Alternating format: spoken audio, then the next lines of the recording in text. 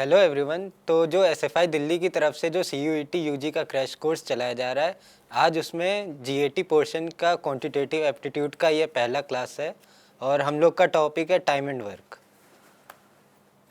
तो time and work इस chapter में जो मेन चीज़ है वो है एफिशिएंसी है। हम लोग ज़्यादातर क्वेश्चन जो है वो सॉल्व करने का ट्राई एफिशिएंसी से ही करेंगे। तो हम लोग पहले समझते हैं जो टाइम होता है वो इन्वर्सली प्रोपोर्शनल होता है एफिशिएंसी के। जैसे ए जो है वो 20 दिन में कोई काम कर रहा है तो उसका एक दिन काम करने का एफिशिएंसी 1/20 होएगा। इसको एग्जाम्पल से समझते हैं कि ए जो है वो कोई काम को 20 दिन में कर रहा है और बी जो है वो किसी काम को 50 दिन में कर रहा है। तो हम लोग पहले तो सबसे पहले 20 और 50 का एलसीएम ले लेंगे और उसका एलसीएम 100 होएगा। तो इसको फिर एक जितने दिन में काम कंप्लीट कर रहा है उससे डिवाइड कर लेंगे और फिर बी जितने दिन में काम कंप्लीट कर रहा है उससे कर लेंगे। तो उनका पर डे का एफिशिएंसी निकल आएगा कि वो एक दिन में कितना काम कर रहे हैं। तो जब हम लोग 20 को 100 से डिवाइड करेंगे तो एक दिन का उसका एफिशिएंसी आएगा 5 और बी का आ जाएगा 2। तो अब दोनों मिलके किसी काम को जो 100 काम है उसको कितने दिन में कंप्लीट करेंगे तो 100/7 हो जाएगा। तो अब हम लोग अपने पहले क्वेश्चन की तरफ बढ़ते हैं। जैसे ए और बी हैं, can complete a piece of work in 25 and 30 days, both started work together but after 60 days. B left the work in how many days the whole work will be finish. तो A जो है वो 25 दिन में काम कर रहा है और बी जो है वो 30 दिन में। तो इन दोनों का एलसीएम हो जाएगा 150। फिर ए जो है पर डे उसको डिवाइड कर लेंगे, ए के 25 को बी के 30 को, एलसीएम 150 से। तो ए का पर यूनिट वर्क हो जाएगा 6 पर डे का और बी का हो जाएगा 5 यूनिट ऑफ वर्क। तो ये दोनों मिलके एक दिन में कितना काम कर रहे हैं वो है 11 यूनिट। तो बोथ वर्क क्वेश्चन में जैसे कहा गया है कि दोनों 6 दिन तक लगातार काम करते हैं, उसके बाद वो जो है बी छोड़ के चला जाता है। तो हम लोग पहले 6 दिन का काम निकाल लेंगे तो 11 × 6 = 66। तो 66 यूनिट वर्क उन दोनों ने साथ मिलके किया और जो रिमेनिंग यूनिट ऑफ वर्क है तो उसको 150 - 66 कर लेंगे तो वो आ जाएगा 84। अब ए जो है वो 84 यूनिट वर्क अकेले करता है तो उसको करने में उसको 14 दिन लगते हैं। तो अब जो सारा काम है वो कंप्लीट हो गया। जो पहले के 6 दिन उन्होंने एक साथ किए थे और फिर बाकी बचा 14 दिन, तो वो हो गया टोटल 20 डेज में काम कंप्लीट हो रहा है। अब हम लोग अपना क्वेश्चन नंबर 2 देखते हैं। A and B complete work in 24 and 40 days, both start the work together but after some time A left the job. If the whole work is completed in 24 days, after how much time did A leave the job. तो जैसा पहले question में किया था वैसे ही इसमें भी करते हैं। ए जो है 24 दिन में काम कंप्लीट कर रहा है और बी जो है वो 40 दिन में। इन दोनों का एलसीएम आ जाएगा 120। तो ए जो है पर डे 5 यूनिट वर्क कर रहा है और बी जो है वो 3 यूनिट वर्क कर सकता है और ये दोनों मिलके दिन भर में 8 यूनिट वर्क कर सकते हैं। और होल वर्क जो है वो सारा काम जो इस क्वेश्चन में दिया गया है कि 24 दिन में कंप्लीट हो जाता है। तो how much time did A leave the job, A कब जॉब छोड़ के चला जाता है। तो बी जो है वो सारा काम करता है 24 के 24 दिन और उसका एफिशिएंसी है काम करने का 3 यूनिट। तो 24 × 3 = 72 हो जाएगा। और बी जो है वो सारे दिन काम करता है और 72 वर्क करता है। तो टोटल वर्क है 120। तो 120 - 72 कर लेंगे तो 48 यूनिट वर्क बचता है। तो ए वर्क करता है केवल 48/5 डेज के लिए। अब क्वेश्चन नंबर 3 है, ए बी सी है वो complete the work in 12, 15 and 20 days. They started the work together but after 2 days A left the job. C left the job 2 days before finishing the work. How much time will it takes to complete the work. तो इसमें भी same pattern ही करना है। 12, 15 और 20 का हम लोग LCM ले लेंगे 20। ए जो है 12 दिन काम कर रहा है मतलब पर डे उसकी 5 एफिशिएंसी है 12 को 60 से डिवाइड करके। बी जो है 15 डेज काम कर रहा है तो 15 को 60 से डिवाइड करके 4 यूनिट आ जाएगा पर डे एफिशिएंसी उसकी। वही सी का आ जाएगा 3 यूनिट। अब जो है ए है मतलब पहले के स्टार्टिंग के 2 दिन तो दोनों लोग का तीनों काम कर रहे हैं तो 2 × 5 + 4 + 3 = 12 हो जाएगा। तो 24 यूनिट स्टार्टिंग के 2 दिन काम होता है। लास्ट के 2 दिन में केवल बी काम करता है जो उसकी ये एफिशिएंसी एक दिन काम करने की है तो 2 दिन की लास्ट की हो जाएगी 8 यूनिट। तो रिमेनिंग वर्क होता है 60 - 24 + 8 = 32। तो अब 60 - 32 आ जाएगा 28 यूनिट। तो ये जो 28 यूनिट है ये बी और सी करते हैं एक साथ मिलके, तो बी और सी का पर डे वर्क हो जाएगा 4 + 3 unit is equal to 7 unit. और तो ये लोग कितने दिन काम करते हैं, तो 28/7 इज इक्वल टू 4 डेज। और हम लोग को इस क्वेश्चन में टोटल डेज निकालने थे, कितना टाइम लगेगा, तो 2 पहले के वो लोग करते हैं, फिर 4 फिर 2 इज इक्वल टू 8 डेज हो जाएगा। यहाँ पे प्लस का साइन होएगा, इज इक्वल टू का नहीं। अब क्वेश्चन नंबर 4 की तरफ बढ़ते हैं। ए और B can complete the work in 12 days.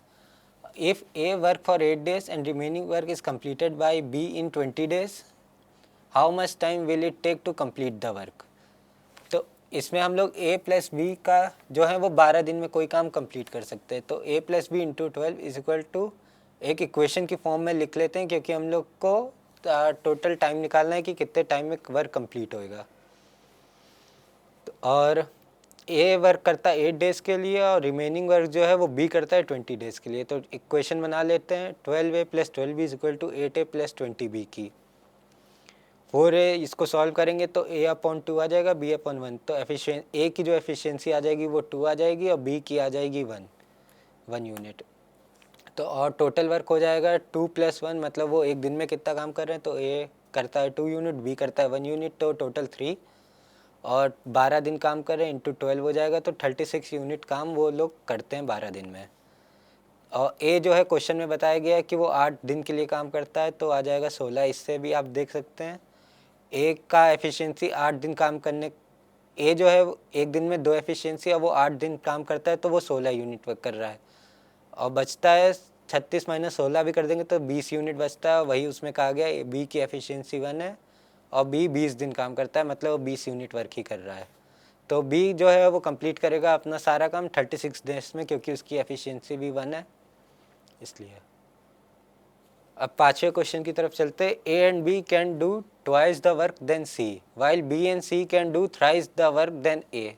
If all 3 finish the work in 12 days together, in how many days will the work be finished. तो इसमें हम लोग a + b लिख लेंगे पहले। a + b जो है can do twice the work than C, तो a और b जो है वो 2 वर्क कर रहे हैं और c जो है वो 1 कर रहा है। और b और c जो है can do thrice the work than a जो है 1 कर रहा है, और a अगर 1 वर्क कर रहा है तो b और c 3 कर रहे हैं, और c जो है वो 1 वर्क कर रहा है तो a और b उसका ट्वाइस वर्क कर रहे हैं, मतलब ये उनकी एफिशिएंसी होगी। टोटल वर्क हो रहा है दिन का a + b और + c का 3 और b + c + a का 4। अब जो है टोटल वर्क को हम लोग को सेम करना पड़ेगा, क्योंकि टोटल वर्क अलग अलग नहीं हो सकता है। तो हम लोग इस 3 को जो है 4 से मल्टीप्लाई करेंगे, इस 4 को 3 से करेंगे, तो एंड में ये इक्वेशन बन के आ जाएगी 8:4 और 9:3। और अब इसको हम लोग सॉल्व कर लेंगे। a + b, c की वैल्यू हो गई है 4, जैसा कि यहाँ पे देख सकते हैं c की वैल्यू 4 हो गई है और a की वैल्यू हो गई है 1। और जब इसमें 3 मल्टीप्लाई होगा तो ये 3 यूनिट हो जाएगा। और हम लोग b की वैल्यू इसमें किसी में पुट करके निकाल सकते हैं, तो यूनिट आ जाएगा। a जो है उसकी एफिशिएंसी 3 यूनिट है, b जो है उसकी एफिशिएंसी 5 यूनिट हो जाएगी और c की हो जाएगी 4 यूनिट। और टोटल वर्क इनको हम लोग ऐड कर लेंगे तो 5 × 4 = 9 और 3 = 12 हो जाएगा। और 12 दिन काम कर रहे हैं टोटल, तो 12 दिन में कितना वर्क टोटल होएगा, तो 12 × 12 is equal to 144 unit work है टोटल। और हम लोग को निकालना है कि how many days will the work will be finished by B. यहाँ पे बी होएगा, तो बी को हम लोग 144 से डिवाइड कर लेंगे तो वो डेज आ जाएंगे।